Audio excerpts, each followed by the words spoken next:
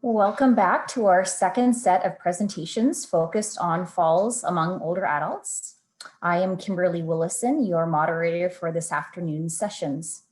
Before we get started, I have some quick housekeeping items to run through. We have muted each of you, but encourage you to have the use of the Q&A box to ask questions you may have. There may be time for questions at the end of the presentation today. So feel free to put in those Q&As as we go. We have an IT person standing by in case of any technical difficulties. Please let us know in the chat box if you're having any trouble in terms of the visual or auditory issues. There will be a short survey at the end of this session. Your feedback is greatly appreciated. It won't come up till the very end. So if you can, please try to stay on just to the very end for just a few quick questions. We would like to begin by acknowledging the Parachute Office is situated upon traditional territories. The territories include the Wendat, the Anishinabek, Haudenosaunee, Métis, and the Mississaugas of the New Credit First Nation. As this conference is taking place virtually, we would like to invite all attendees to learn and reflect on what First Nation, Inuit, and or Métis land their offices or homes might be located on at native-land-.ca. We would also like to thank our gold sponsor, Brown Healthcare, home of Hip Saver Canada, the exclusive Canadian distributor of the world's leading hip protector, for their generous support of the Canadian Fall Prevention Virtual Conference. You can check out your delegate package for more information on them. Over the next hour, you will see 4 great presentations. Each presentation will run for approximately 10 minutes with an opportunity for Q&A at the end. Please use the Q&A box to submit any questions you have for these presenters. And I would just ask if you could write which presenter your question is for. That would be great. Let's get into it. Our first presenter is Nan Shambunka. Nan has been working at the Injury Prevention Center at the University of Alberta in the School of Public Health for the past 21 years. Nan has been involved in various projects and initiatives pertaining to community rehabilitation and is the center's link to the rehabilitation community. For the past 16 years, Nan has been coordinator of the Finding Balance Falls Prevention Campaign. The Injury Prevention Center runs their fall prevention campaign each November to provide real-life strategies that older adults can use to reduce the risk of falls and to maintain a healthy and active lifestyle. For the past 13 consecutive years, Finding Balance has led the way during Falls Prevention Month, creating a theme, key messages, and resources that health providers can use to reduce seniors' falls. Nan works in collaboration with community stakeholders in identifying key issues and needs of older adults while assessing current strategies. Nan has a bachelor's degree in community rehabilitation from the University of Calgary. Please help me to welcome Nan for her presentation on Finding Balance, Preventing Older Adult Falls in an Evolving Context. Thank you, Nan.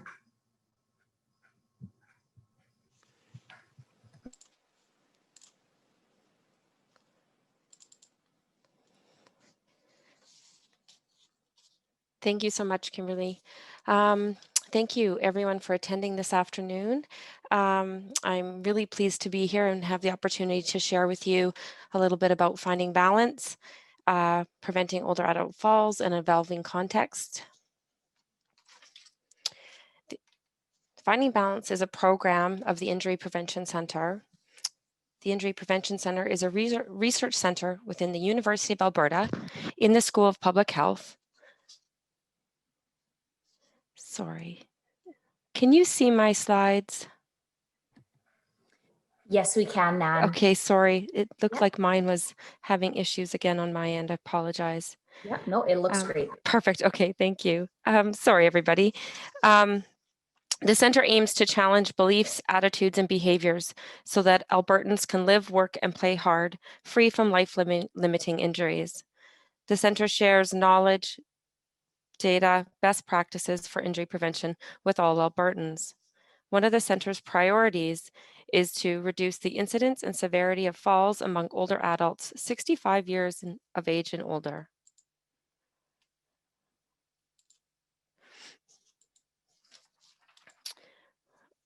Oh, sorry, everyone. Back in 2007, falls were recognized as one of the most relevant injury issues in Alberta. The Alberta Medical Association approached the Injury Prevention Centre to partner and create a plan to focus efforts on falls education, awareness, and prevention. From that collaboration came the Finding Balance Falls Prevention Campaign, and since its inception has been coordinated by the Injury Prevention Centre. After a few years, it became very apparent that falls prevention education awareness were not only necessary during Falls Prevention Month in November, but further supports and resources were needed throughout the year. The Finding Balance program emerged to help support the ongoing needs in the areas of education and awareness. The program is responsible for delivering falls prevention education sessions and presentations for practitioners and older adults across Alberta, along with distributing and sharing evidence-based resources with older adults, their families, and practitioners.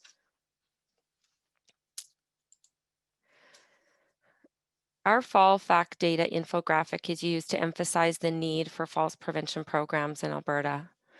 The data we received in April 2019 from Alberta Health reported that 20 to 30% of those 65 years of age and older, and 1 out of 2 over the age of 80 will fall at least once a year. Falls cost Albertans approximately $290 million every year in seniors' fall-related hospital admissions and emergency department visits. With the number of seniors expected to double by 2040, this problem will get bigger unless we provide education and awareness on how falls can be prevented.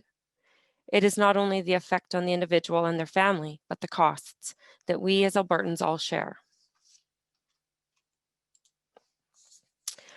Finding Balance program aims to help older adults live an active and independent life by providing resources, linkages to community supports and programs. Over the years, Finding Balance has created many provincial events for older adults, community groups, and organizations to become engaged and participate in falls prevention programs, such as mall walks, provincial treks, and Be Active challenges, all of which were created to promote movement and activity among all Alberta seniors.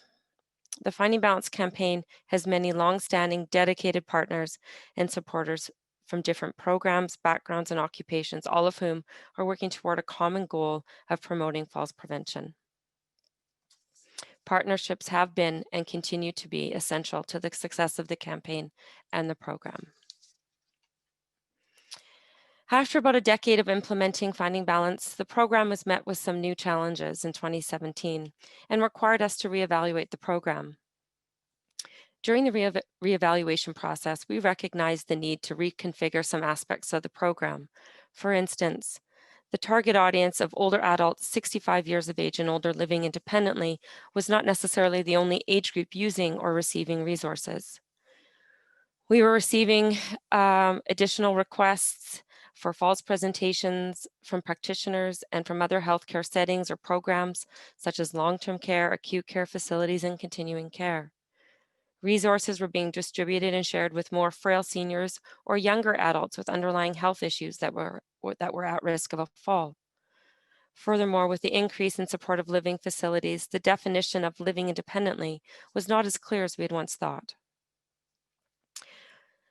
Secondly, we were also faced with a new structure within the provincial health system.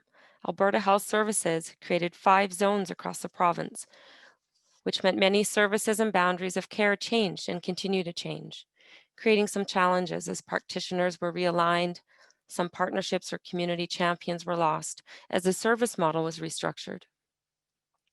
Thirdly, it was time to revisit the latest science in falls prevention. The center began an in-depth review of the research and literature around falls in older adults, which ultimately led to a review of all Finding Balance resources and eventually the development of new resources to support the evidence. Now, while we were faced with new challenges, some in our control and some not, we were ready to reset and recommit to the role in falls prevention, with a new realization that our target audience may have in fact evolved and expanded over time, and the resources had more than one purpose, and the reach may be greater than we had intended. Now, as I mentioned, IPC conducted an in-depth review of the literature. The Cochrane Review in 2012, titled Interventions for Preventing Falls in Older People Living in the Community, identified that interventions that build and maintain strength and balance are effective at reducing falls. The basis for the Finding Balance messages comes from the recommendations in this review. This review is the most complete analysis of interventions for our primary target audience, which is older adults 65 years of age or older living in the community. From the review of the literature, we learned that older adults who have good strength and balance fall less and are able to function more effectively and safely in their environments. They have the capacity to move easily, step over or around obstacles and trip hazards. And if they catch a toe or stumble, they have the strength and balance to catch themselves before they fall. This helps people to keep doing the day-to-day activities without becoming dependent on others. Now, since the review, the program has focused on these three messages: challenge your balance, build strength, and be active.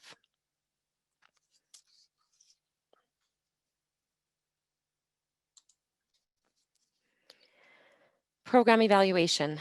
The Finding Balance program is continually evolving, creating new resources, establishing new partnerships, and promoting new programs.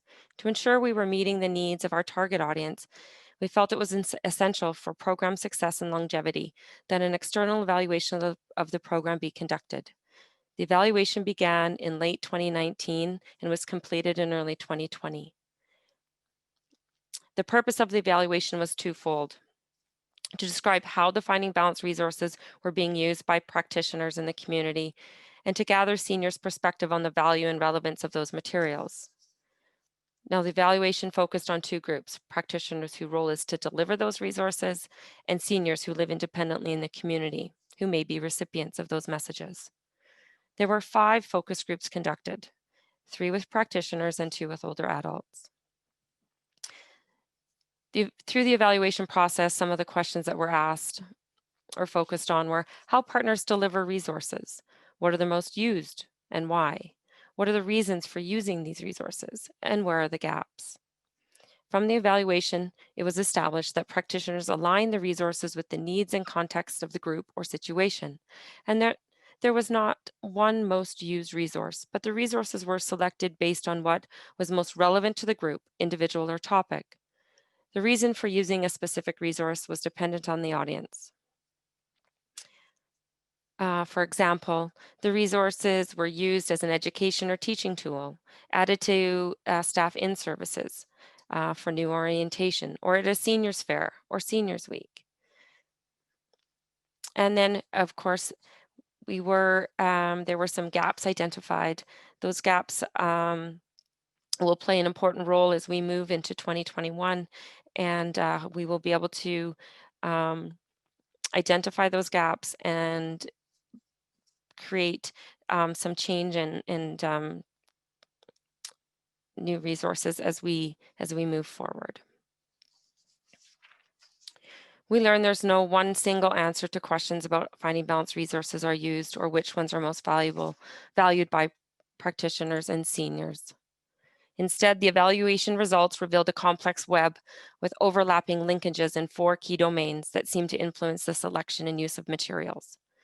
Rather than beginning with a linear starting point for resource selection and use, practitioners intentionally choose resources for a specific target population.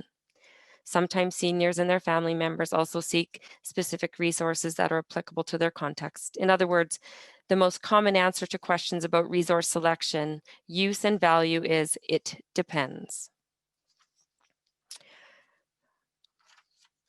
The 4 key domains, as you can see on the map, represented in the diagram, are guiding questions: what materials are available, who uses those, what is the purpose, and where are those materials disseminated. Now, each broad question starts a pathway that branches to a multitude of possibilities as shown in the mind map.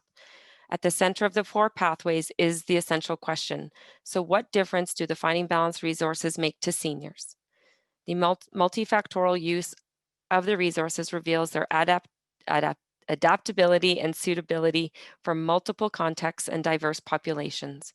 In fact, when selecting materials, there are over 300,000 potential combinations of resource options available to practitioners and seniors as they consider who, the purpose, and where those resources will be used.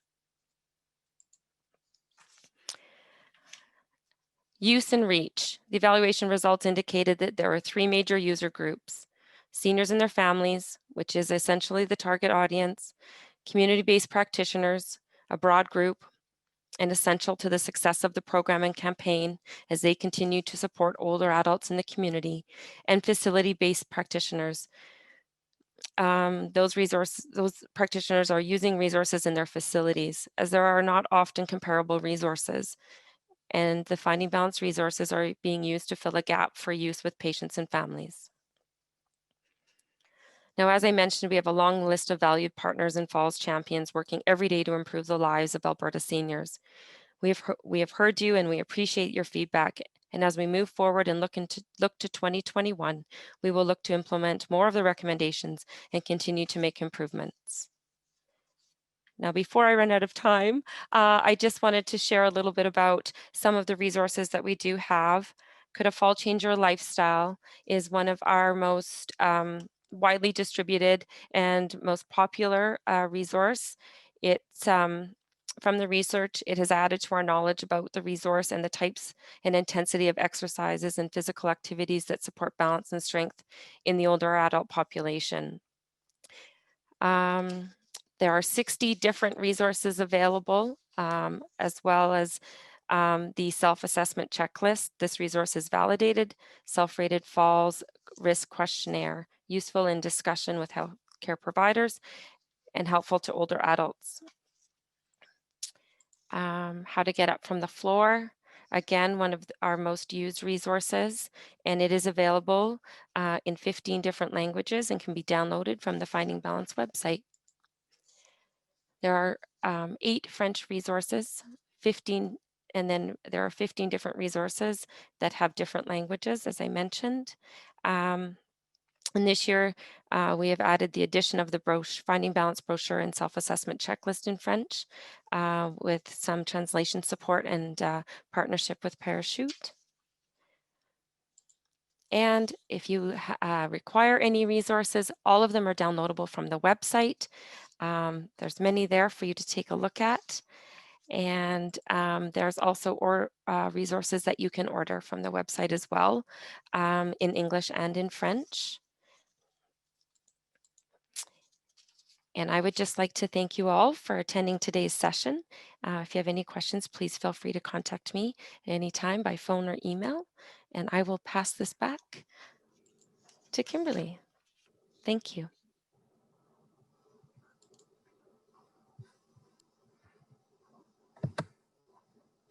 Great. Thanks so much, Nan, for your presentation.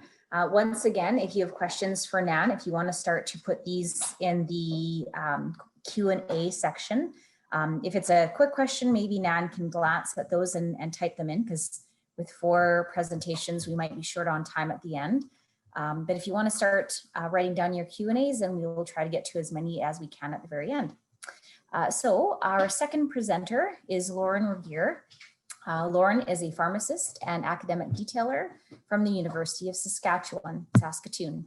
He serves as chair for the CADC, Canadian Academic Detailing Collaboration, and consults directly with 2 of its major member programs.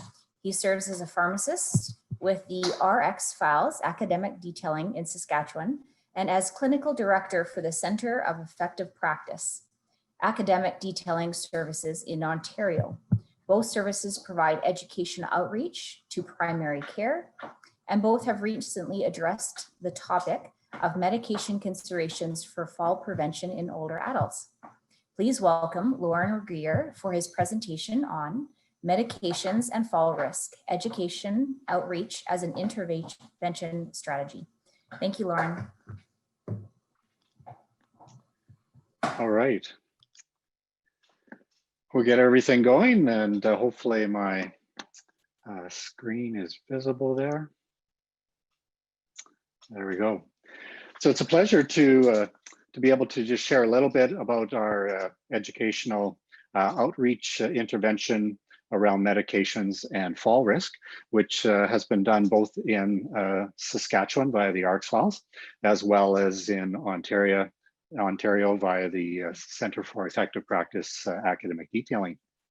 And so I'll give a high level idea as to what that involved, and hopefully that you find some of that interesting, as well as take advantage of any resources that we might have. So I do have a disclosure side, just noting that I don't get any funding through the pharmaceutical industry, and do work for various services that provide education, training, and academic detailing. Educational outreach is the literature term for academic detailing, and perhaps our educational outreach is a little bit of a broader term in some ways and encompasses most things. What educational outreach does is it asks the question, how do we get evidence into practice? How can we promote best practice? And how can we effectively address practice gaps at the point of care? And knowing that you can get a lot of good information, you can have a lot of good evidence, but that actually behaviors and habits are hard to break. This particular strategy has been looking at one of the ways at which we've been able to overcome that. So educational outreach initially was piloted in the early 1980s out of one of the groups out of Boston. And I have a picture here of Dr. Jerry Avorn, who is together with Stephen Sumerai, published the first article in the literature in New England Journal of Medicine in 1983. And in it, they actually took on some of the challenges that they were seeing around medication use, medication overuse, and sometimes marketing, which led to that overuse. And so they said, wouldn't it be neat if we had an intervention whereby we just talked with physicians about what was happening, where the evidence was at, what some of the clinical experience was out there. And if we didn't have to sell a drug at the end of it, if we were able to just provide that information, and physicians would be able to make the adaptation in practice. Part of that intervention, of course, involves overcoming some of the barriers that would normally be there when a recommendation is made. There's usually a, yeah, but, and that but leads to all the reasons that we might not actually want to do something that we would otherwise recommend be done. So if I take a look at academic detailing, here are a couple of pictures that summarize it in some ways.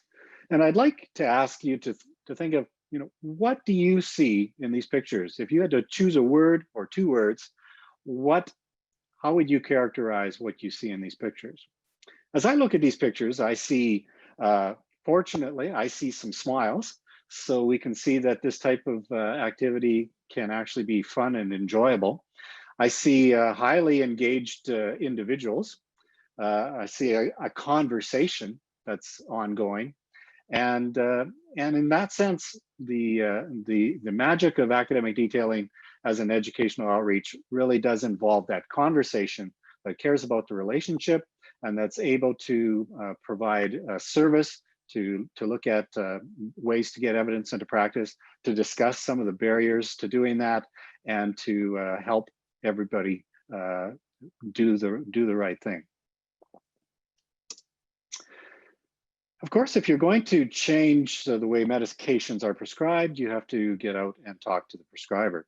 And so academic detailing services have commonly involved physician support in the development and the delivery of academic detailing quite extensively. And this is just a picture of some of our Saskatchewan physicians. And if I was to have some pictures of our Ontario physicians, we had some good support from a couple of physicians out of the Baycrest area in Ontario. Specifically related to fall prevention, these services have taken a look at 4 basic medication areas. Antihypertensives, where we would look out for a few things, but especially watching for orthostatic hypotension, or that drop in blood pressure that can easily come, especially when somebody's moving from lying down to standing up. The central nervous system medications are medications that cause dizziness, drowsiness, affect cognition. And we sometimes say that it's important to remember the non-rule of 3. I call it a non-rule because rules are meant to be broken, and rules don't apply necessarily to everybody. But we know that when you have 3 or more central nervous system medications in a medication profile, that the risk of a fall goes up exponentially. Anticholinergics are another kind of type of medication which include many classes of medications. And the overall anticholinergic load is also highly related to falls. And then we have vitamin D plus or minus calcium, where there's an evidence for some potential role in prevention of falls and prevention of fractures. So those are the 4 main areas that both the Ontario and the Saskatchewan services would have particularly looked at. And if you do want to check out some of the information, you can go to the websites at cep.health or arxfiles.ca. Most of the information is available at no charge. There is one section of a book at the Arxfiles that is behind a subscription portal. So if we take a look at fall risk, oops, lost my place there. Fall risk, of course, involves various medications, and we can sometimes rank them in terms of medications that are highly likely or just likely to contribute to fall risk. So that sometimes allows, when a medication has to be used, it allows the chance to choose one over another. And so that's one of the areas that we focused on and had discussions with clinicians around that. And then we also would take a step back and say, well, what can be done? Non-pharmacologically, medication alternatives, what about vitamin D, patient education, sometimes family education, and then also taking a look at something unique, the no crush list, which is kind of a list of medications that can't be broken into smaller dosage forms, etc. And sometimes when you're trying to get to lower doses of medications, especially in those who are who are much older and frail, sometimes it's helpful to find ways to titrate those medications in smaller increments. And so some of those things were some of the pearls and services that that we tried to provide. This is just a picture of one of the Q&A summaries that looked at orthostatic hypotension. This is available online. And then some of the detailed medications went into a Jerry RX Files, which is now in its 3rd edition. And you can see our RX Files team here from Saskatchewan pictured in the bottom right. If you were to go into that Jerry RX Files, you would find some of the drug comparison charts, etc., that look at preventing falls. And so there's a variety of info there. What I focused on here a little bit is some of the medications whereby you can see some bolded medications. Some medications may not be bolded. And when you go through those, you can see, well, which medications are perhaps most problematic in terms of being causative in a fall.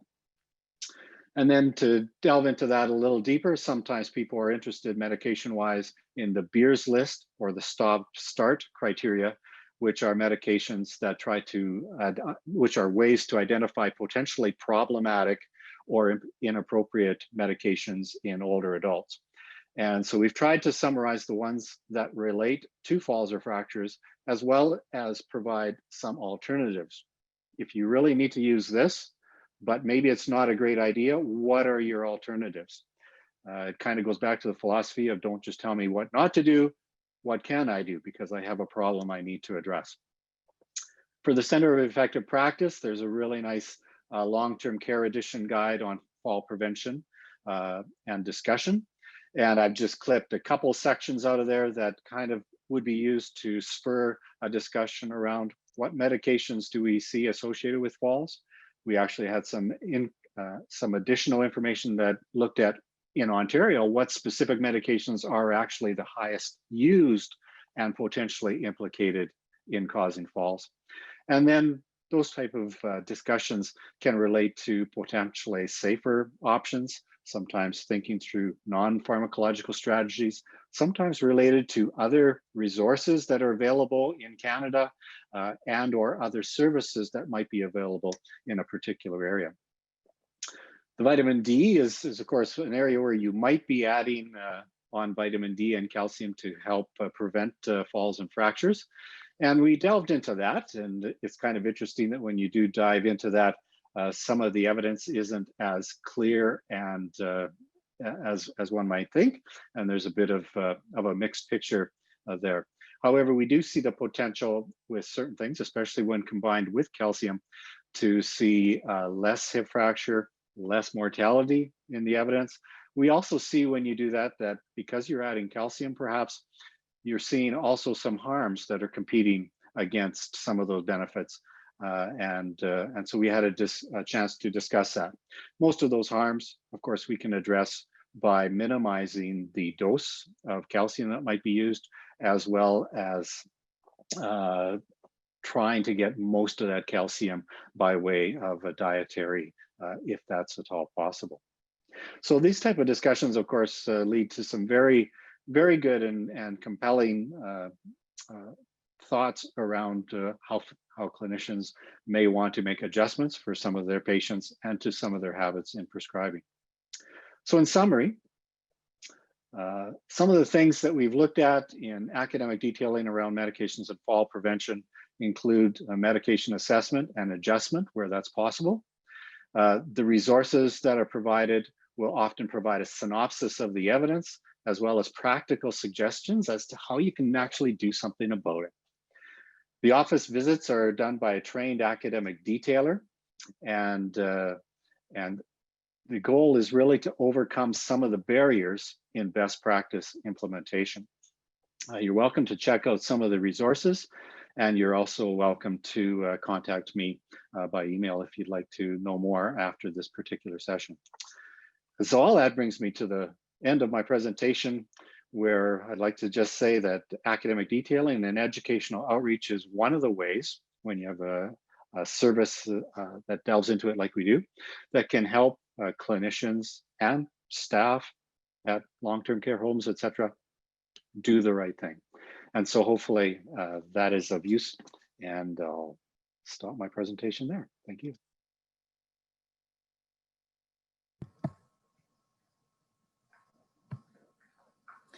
Great, thanks Lauren for your presentation, that was great. I did have someone from the chat ask about putting links, and I'm not sure if everyone saw some of the links. I believe someone was asking about the RX link, and it was in the end of Lauren's presentation, but maybe Lauren, you could also add that to the chat for someone can see it handy if they missed that in your presentation. The presentations are also being recorded, so you will be able to watch these presentations at a later time as well. So if you feel like you missed something and want to be able to look back, you will be able to at a later date. So we'll get on to our third speaker. Yu Ming is doing her PhD study at Western University. Her research domain is the risk factors of fall-related injuries in older adults.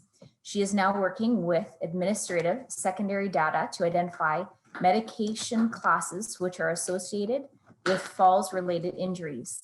Please welcome Yu Ming for a presentation on medications prescribed to Ontario older adults 1 year prior to a fall-related injury. Go ahead.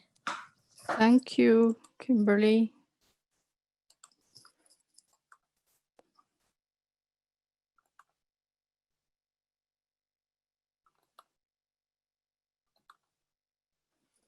Okay, hello everyone. This is Yuming. Today I'd like to talk about medications prescribed to Ontario older adults within 1 year prior to fall-related injuries. As is known, nearly 1/3 of older adults fall every year. Minor injuries, such as bruises and or lacerations, occur in 30 to 50% of falls, while 5 to 10% of falls lead to serious injuries, such as fractures or brain injury. Fall-related injuries can result in adverse consequences, such as reduced quality of life, higher possibilities of admission to long-term care facilities, and increased risk of death. This figure here is from a 1998 research. I used it to show the magnitude of falls and injuries in older adults. Multiple risk factors are proved to be associated with falls and fall-related injuries. Some of the risk factors are difficult to change, while others are modifiable. For example, medications. Certain classes of medications were reported to be associated with falls and fall-related injuries, and they were called fall-risk increasing drugs. These drugs include antidepressants, analgesics, antiepileptics, anxiolytics, and sedative or hypnotics. Also because antihypertensive drugs can cause orthostatic hypotension, they are also included in the list. But previous research has been focused mainly on fall-risk increasing drugs. So there's limited evidence about medications other than these fall-risk increasing drugs that were prescribed to older adults. The purpose of our study is to provide a comprehensive picture of medication classes that have been prescribed to older adults before fall-related injuries. We conducted a population-based descriptive study using Ontario Healthcare Administrative data held by ICES. ICES is an independent, nonprofit research institute which collect and analyze healthcare and demographic data. Older adults aged 66 years and older who experienced a fall-related injury from January 1st, 2010 to December 31st, 2014, and resided in Ontario were included in this study.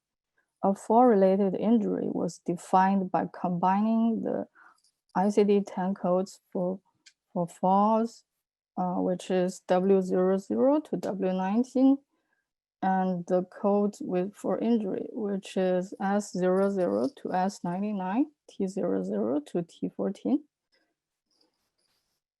The emergency department visit date for fall-related injury was defined as an index date. Medications prescribed to older adults within 1 year prior to the index date were recorded. We used records arising from several databases held by ICES, including the Ontario Drug Benefit Database. Medication information was extracted from this database. The National Ambulatory Care Reporting System, which captures information on visits to emergency departments. Diagnosis information was extracted from this database. And Ontario Registered Persons Database, which contains demographic information for Ontario residents. Information on such as age, sex, income quintile, and limbs were extracted from the RPDB. These three databases were linked using a unique encoded identifier, which ensured the confidentiality of personal and health information.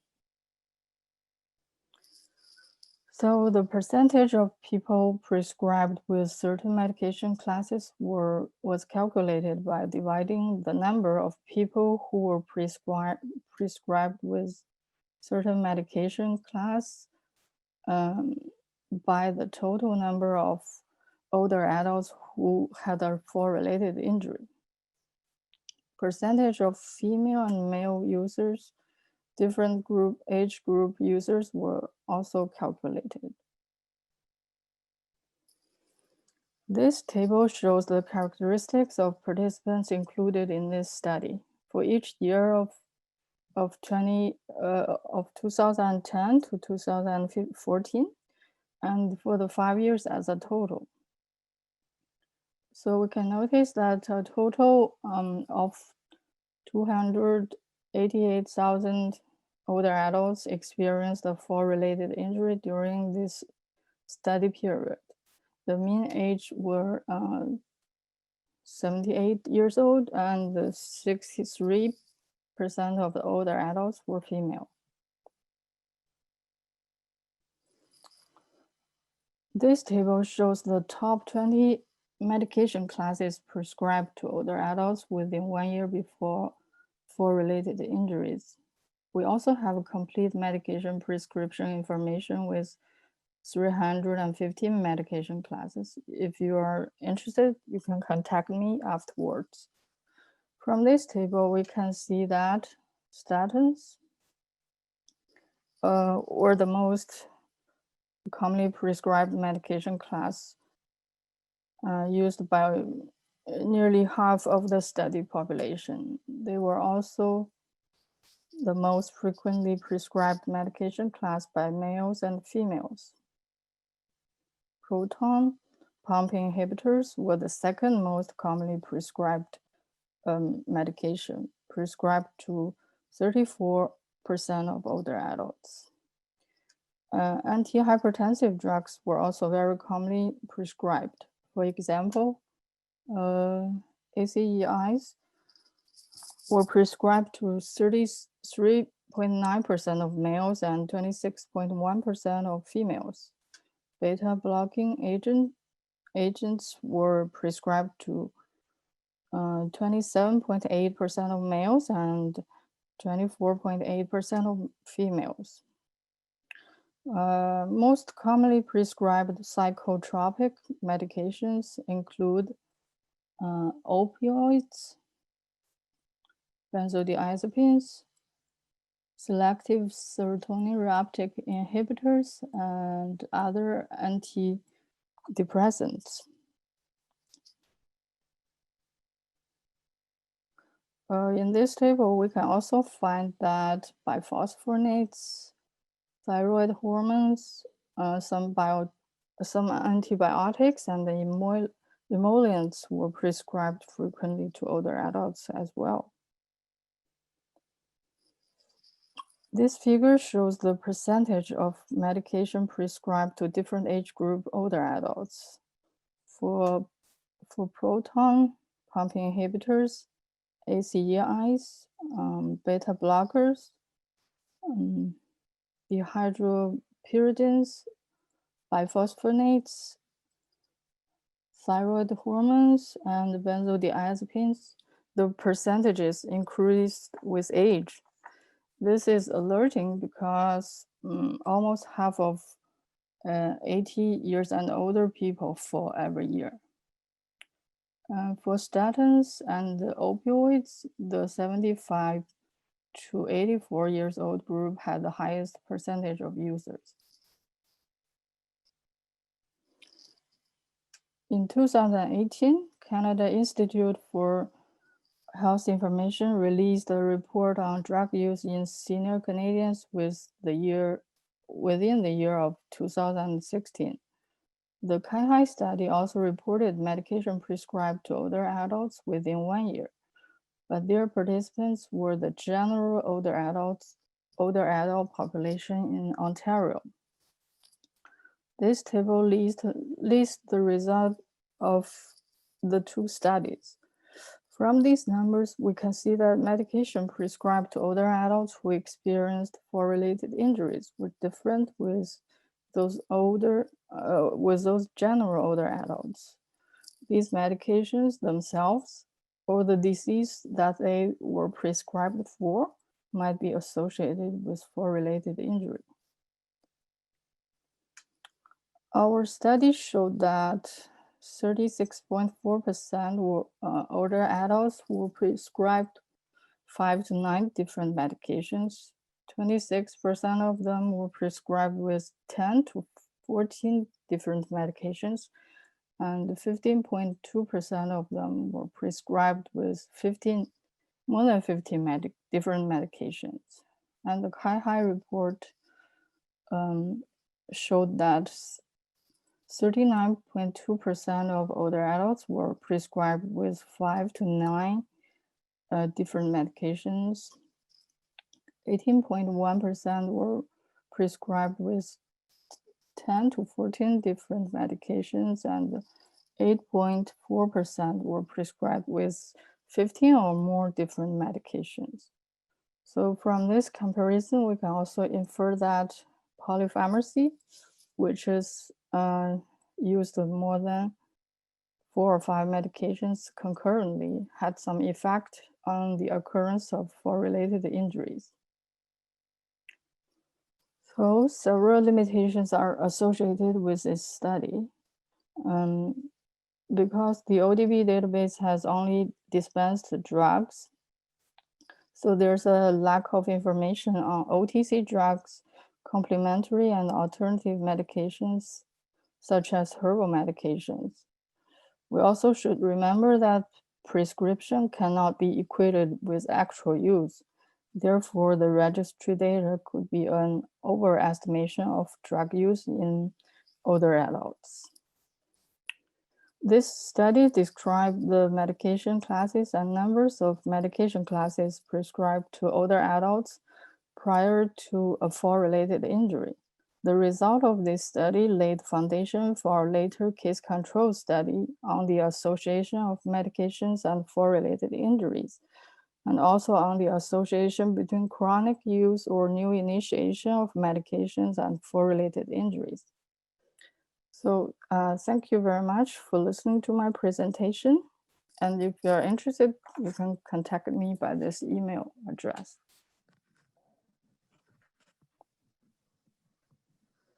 Great, thank you.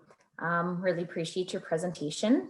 Just another reminder, feel free to be adding questions to the Q&A area, or I am keeping an eye on the chat as well. So please feel free to add your questions, and then we'll get to all of those at the end.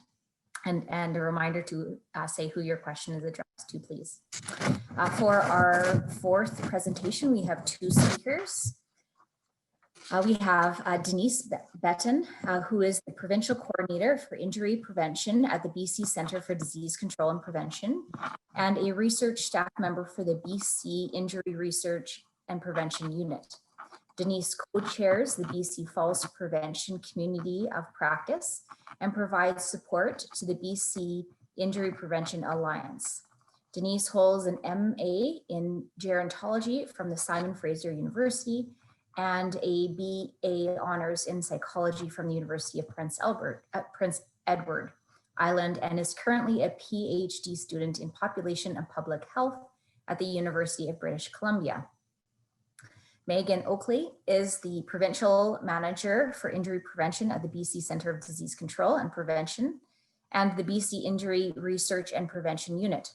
Megan co-chairs the BC Provincial Public Health Injury Prevention Committee, which provides guidance and recommendations on injury prevention to the Provincial Public Health Executive Committee, the Ministry of Health, and the Provincial Health Officer.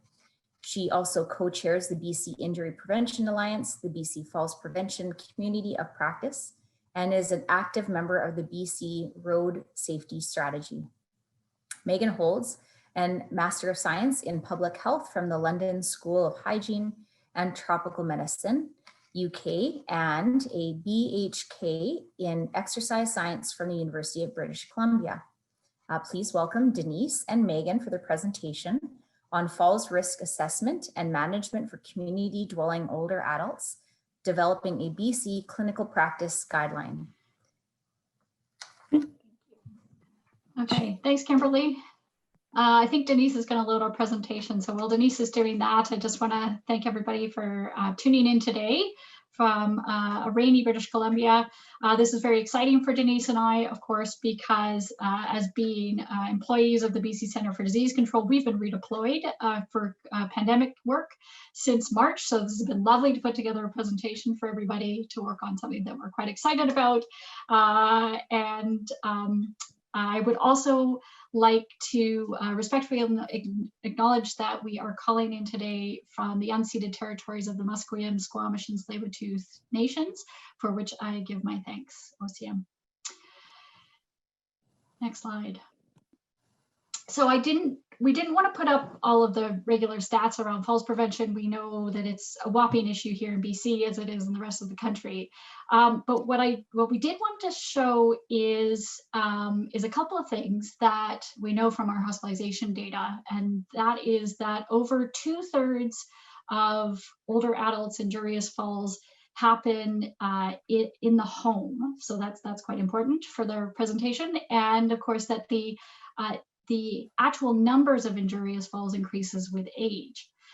What I didn't actually put up here is that we've also learned recently that over 80% of clients that are admitted to long-term care, be it for a fall or otherwise, have never been a home and community care client. So in terms of that broad coverage for fall screening and prevention, and given that most older adults are attached to a GP, family practice and primary care are well positioned to provide that type of screening. Next slide. So how did we come to write a guideline in BC? And now two things here actually converge. First, about 4 years ago in public health, for the first time ever, we set injury prevention priorities, and one of those was seniors, falls, and injury prevention. The others are road safety and youth suicide and self-harm.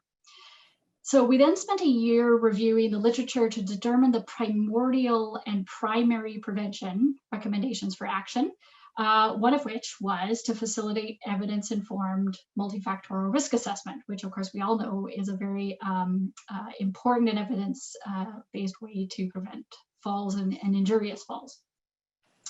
At the same time, BC's lifetime prevention schedule, so these are the prevention maneuvers that the government considers money well spent in primary care, such as tobacco cessation counseling, alcohol screening and brief intervention. So that group determined that GP prevention, risk assessment, and management was calculated to be what's termed a good buy for the government. So a good way to spend their money on prevention. And so the calculations were done using BC data with the same methodology that's used for the Canadian and the US preventative task forces. But to have a maneuver listed on the lifetime prevention schedule, there needs to be either a provincial guideline or provincial program. And so thus we pitched the guideline to the BC Guidelines and Protocols Advisory Committee, sorry, next slide, called GPAC. Which has representatives from both Doctors of BC and the Ministry of Health. And the pitch was the public health collaborate with GPAC to help write these guidelines. The proposal was extremely well received. It was the first time they had ever talked about falls prevention at GPAC. With the help of both Doctors of BC and the ministry, we put together a working group that comprised family practitioners, geriatricians, Ministry of Health researchers, and public health, including researchers from the BC Injury Research and Prevention Unit.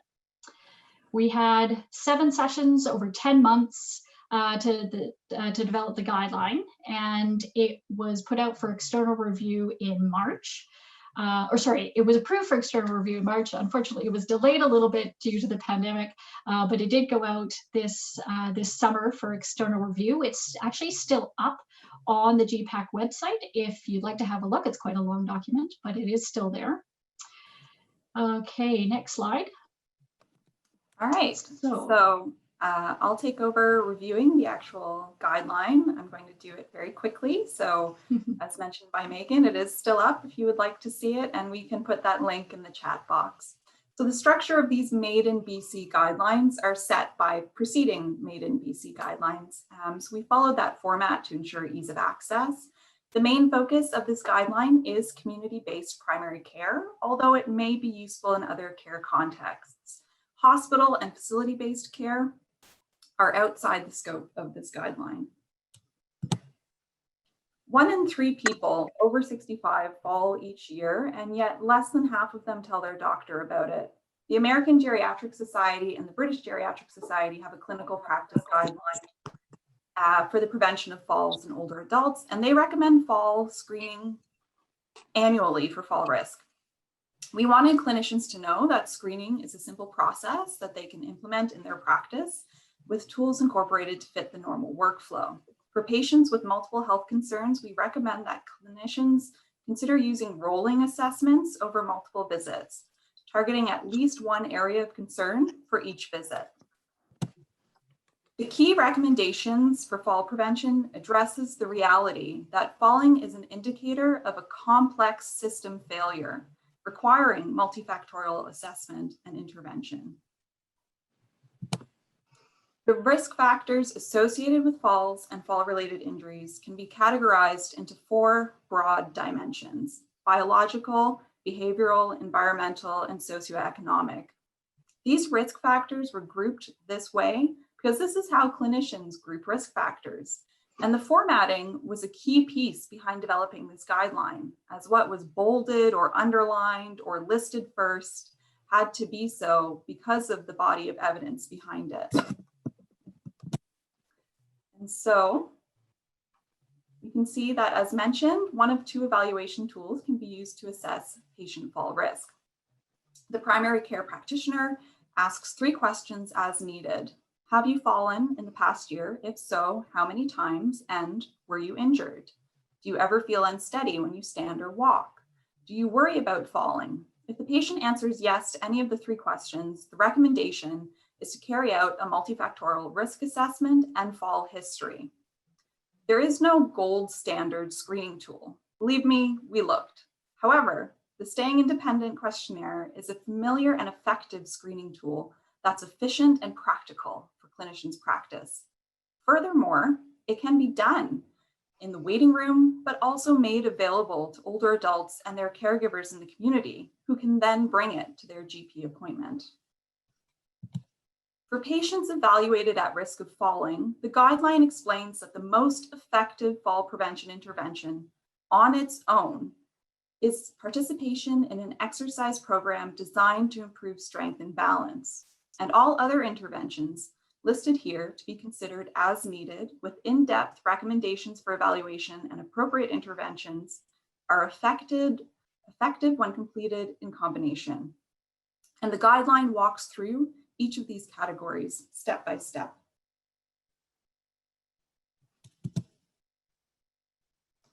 Older adults may struggle with changing their health behaviors to reduce fall and injury risk factors, and frequent brief follow-up discussions and focuses on barriers and facilitators are recommended. This helps remove the stigma around reporting falls and also increasing frailty. One of the appendices talking about fall prevention with your patients was chosen in recognition that many clinicians may lack formal, extensive training in geriatrics and motivational interviewing. For a patient evaluated not at risk of falls, with recognition that everyone, including you and me, is at risk for falls, however, the patient's risk that year is not significant enough to impact their care plan, it's still a good opportunity to practice primary prevention. So the referral options include exercise programs, geriatric medicine, home and community care, advanced care planning, and vision correction. Nested under each of these categories are extensive options to be tailored to the patient's needs.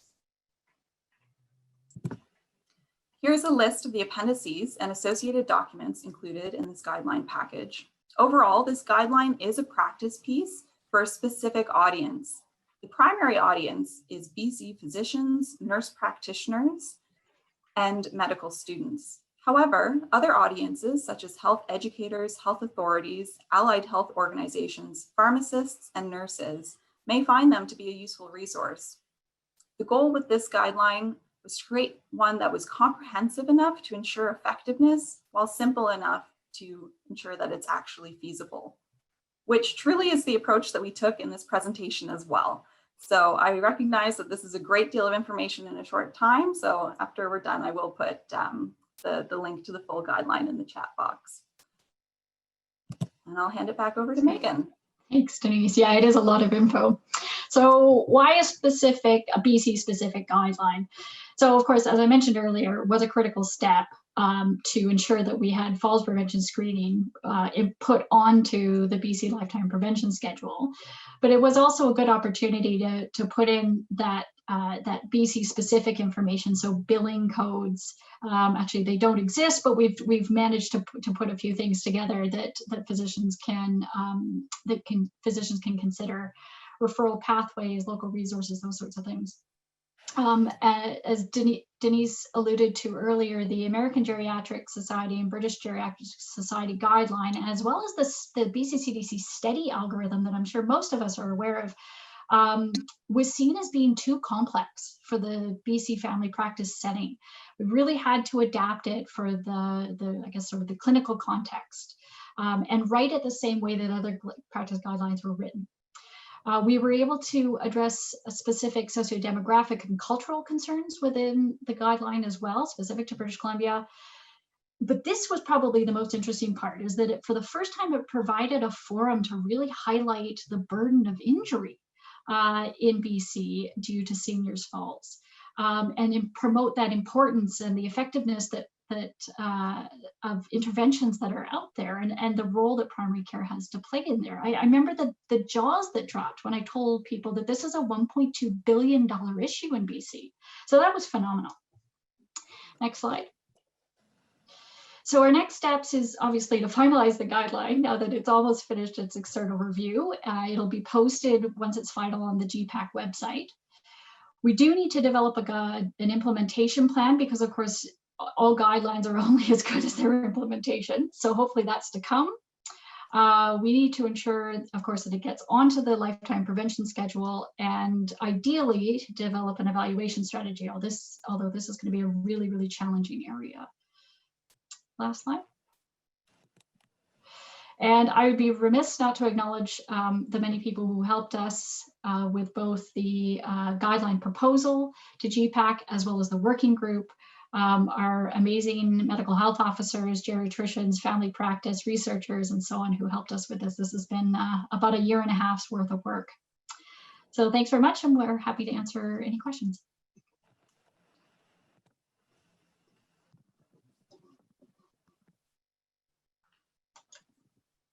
Great, thank you so much, all of our speakers again. We have a few questions that have come in. Why don't I start with one for Nan? Were the Find Balance resources, when revamped in 2017, focus tested with various audiences? Hi, thanks for the question. Yes, we did focus testing. We did both urban and rural.